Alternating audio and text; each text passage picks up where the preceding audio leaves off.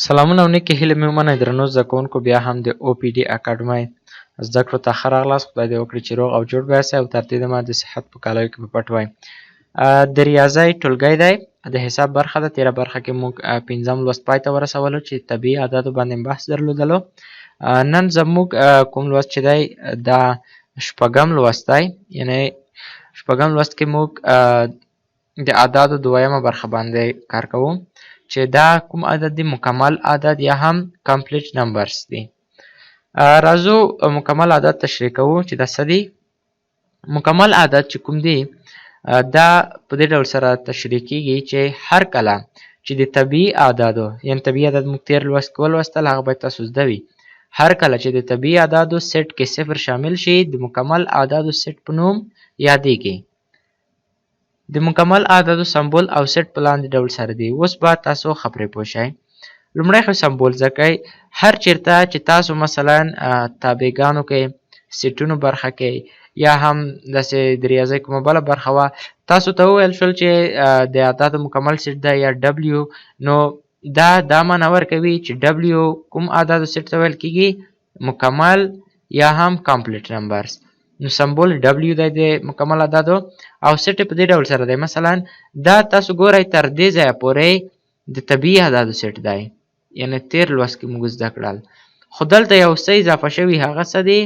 هغه صفر دی. هر کله چې د طبیعي اعدادو سیټ کې موږ صفر اضافه کړو دا د مکمل اعدادو سیټ په نوم یادېږي. یا د مکمل اعدادو سیټ هغه سیټ دی چې د طبیعي اعدادو پر بر علاوه صفر هم پکې شامل وي. هیله لرم چې دا برخه مو ښه زده کړې وي. دا برخې هم در سره حتما نوټ کړئ ځکه دا ډېرې اړینې برخې دي د مکمل اعدادو سیټ لپاره. دریم موضوع چې د اعدادو برخه کې ده هغه د تام اعداد. تام یا هم انټیګر نمبرز، دا هم یعنې پوره اعداد چې وي، یعنې کسري نه وي.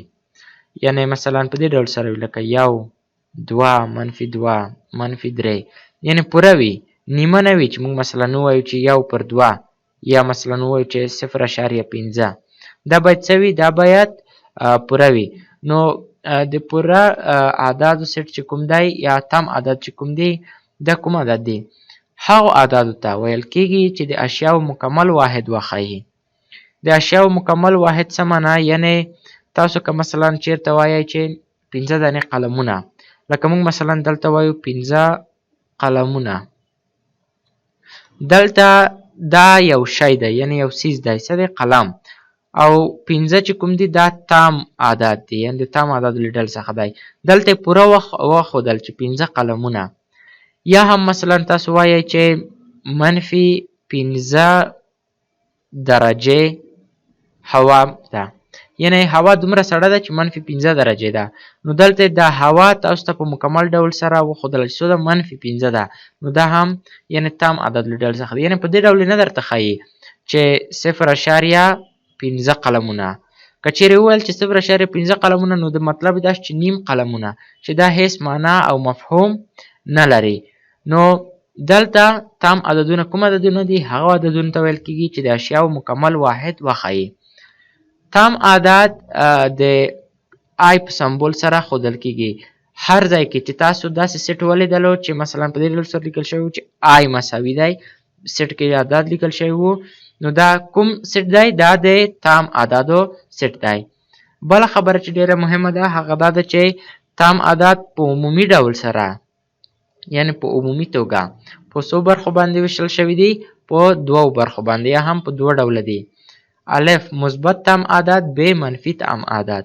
مثبت تام عدد په دې ډول سره ښودل کېږي. مثلا آی مثبت مساوي کېږي، مثلا موږ لیکو چې -1 -2 -3، یعنې په دې ډول سره تر څو تر لایته نهي پورې. او منفي اعدادو سیټ چې کوم دی د منفي اعدادو هغه په آی منفي ښودل کېږي.